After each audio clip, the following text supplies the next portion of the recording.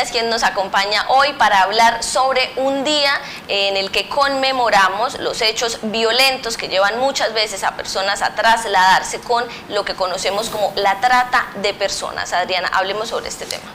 Claro, este 30 de julio se conmemora el Día Mundial de Lucha contra la Trata de Personas.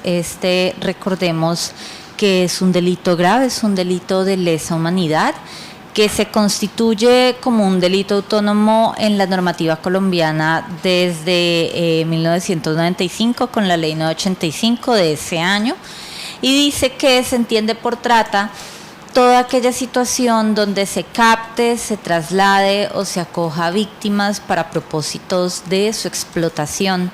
La normativa colombiana distingue 8 finalidades de la explotación, entre esas la explotación sexual, los trabajos o servicios forzados, la servidumbre doméstica, el matrimonio servil, la extracción de órganos. Y este 30 de julio es el Día Mundial en donde se sensibiliza sobre este delito y se busca estrategias para su prevención, para su erradicación y para el acompañamiento debido de las víctimas.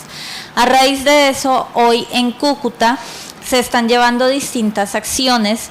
Entre esas se están llevando una serie de unas ferias de servicio en el Polideportivo de Carora, donde van a participar las organizaciones de la Red Integral de Derechos Humanos de acá del norte de Santander, justamente con distintos servicios para sensibilizar y prevenir este delito, como para poder identificar posibles víctimas de trata y darles el acompañamiento y la atención debida.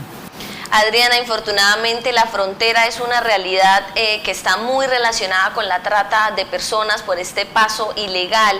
El Observatorio de Asuntos de Género ha hecho varias veces llamados a prestar atención a esta situación acá en la frontera.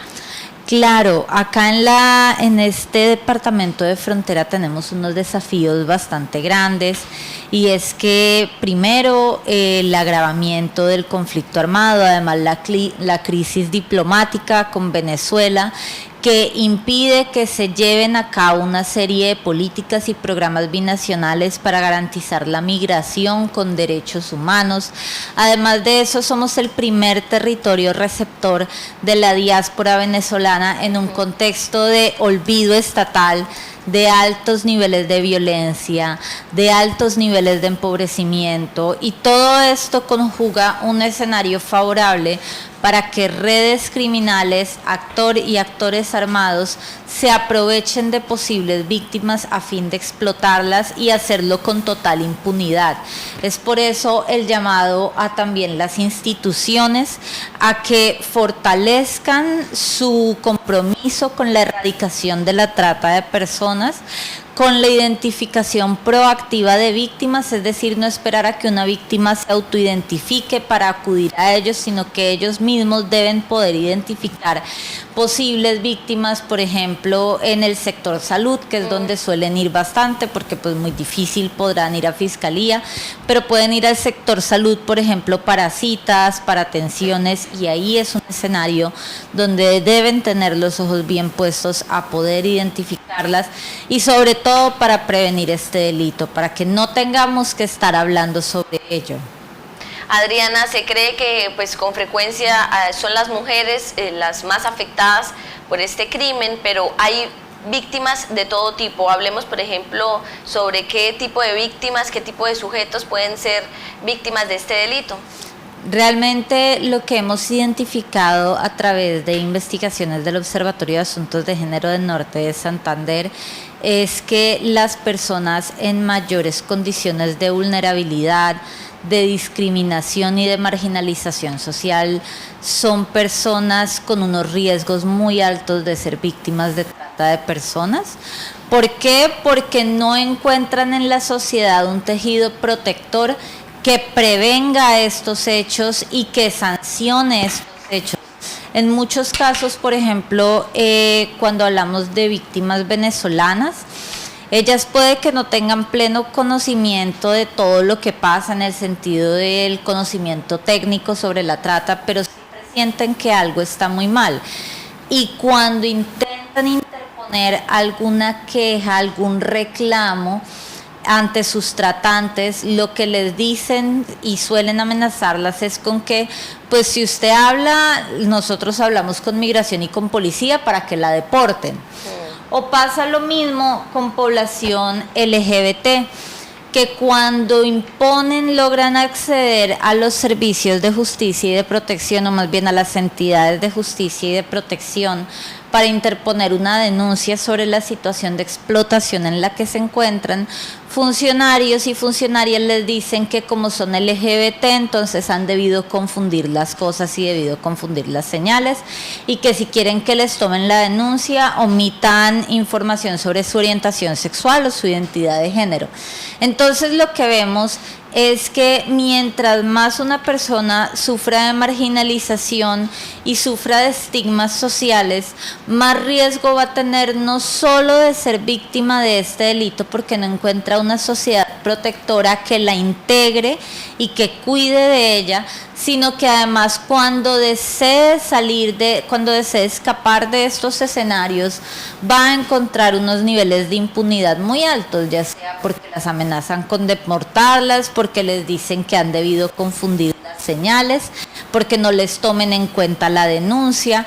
Entonces acá el llamado a las entidades es que no hay una imagen de una víctima de trata que pueda aplicar a todas las situaciones. Realmente el universo de víctimas es muy variado, lastimosamente, y acá es cuando deben tener los ojos muy bien puestos para poder evaluar cada uno de los casos que les llegue sin prejuicios que puedan atentar contra la integridad de la víctima, revictimizarla y prevenir su escape y su protección de estos entornos donde está siendo explotada.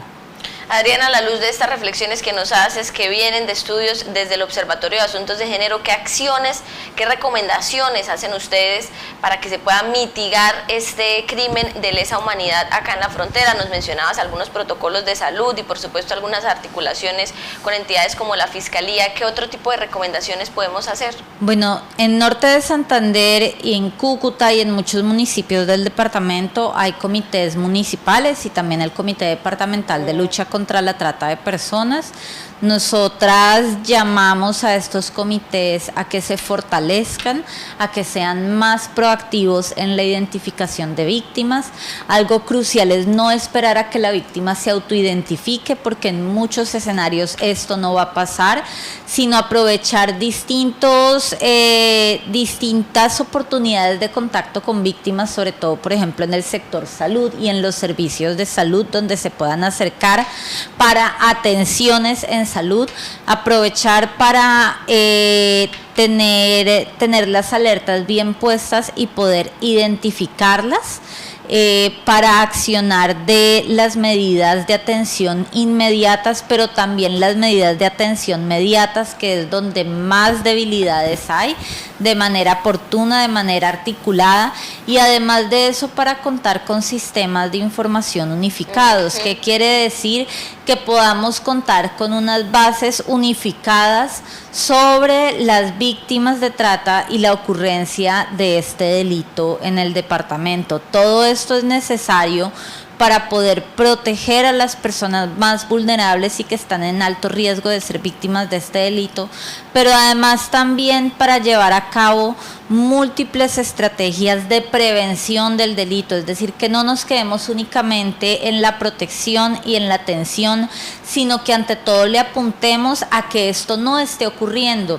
Y eso se logra también a través de una vinculación de las comunidades y de las sociedades, que contemos con comunidades protectoras que no permita que sus habitantes más vulnerables resulten siendo víctimas de este delito.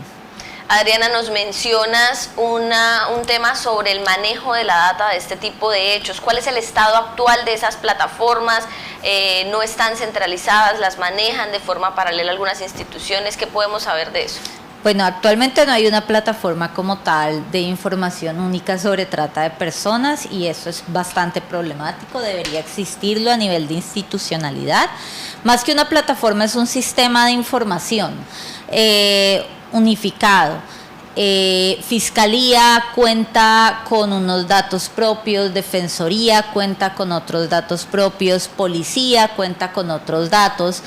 Cada uno de estos datos con los que cuenta significa que tuvieron una atención o un registro en esa entidad, pero no se puede saber si esa persona fue atendida de manera transversal en todas las entidades a las que les compete el acompañamiento de víctimas.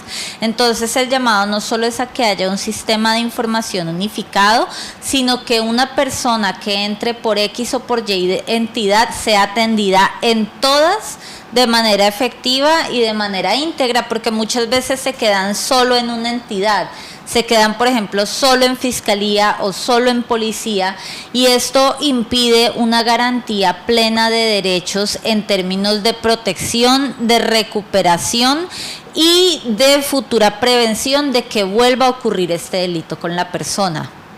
Adriana, ¿y a qué entidades podría acercarse una persona que sienta que está siendo víctima de trata de personas? Bueno, nosotros recomendamos mucho que se acerquen a la Defensoría del Pueblo. La Defensoría del Pueblo cuenta con personal muy bien formado en atención a víctimas de este delito, entonces creeríamos que la mejor manera es llegar a Defensoría, contactarse con Defensoría. También está la línea 123 de Policía Nacional, sin embargo nosotras sí recomendamos que se pongan en contacto con Defensoría del Pueblo. Ellos pueden articular además con distintas organizaciones sociales que tienen programas de atención y acompañamiento a víctimas de este delito. Entonces sí, por ahí es el mejor canal de ingreso a los distintos servicios y atenciones inmediatas para víctimas de trata de personas. Pues a Adriana, la directora del Observatorio de Asuntos de Género de Norte de Santander, muchísimas gracias por acompañarnos hoy. Adriana, una invitación final para que participen en las actividades de sensibilización sobre este grave delito. Claro, hoy entre las 7:30 de la mañana y creo que es hasta la 1 de la tarde, se van a estar llevando a cabo distintos servicios de atención y acompañamiento a comunidad en general, pero también para la sensibilización y la prevención de la trata de personas en el Polideportivo de Carora. Van a estar participando distintas organizaciones de la sociedad civil, organizaciones de cooperación, creo que institucionalidad también va a estar. Entonces, para quienes estén ahí cerca, que se acerquen a estos espacios y que esperen que en esta semana, a raíz del 30 de julio, pues van a haber distintas actividades para sensibilizar y prevenir el delito.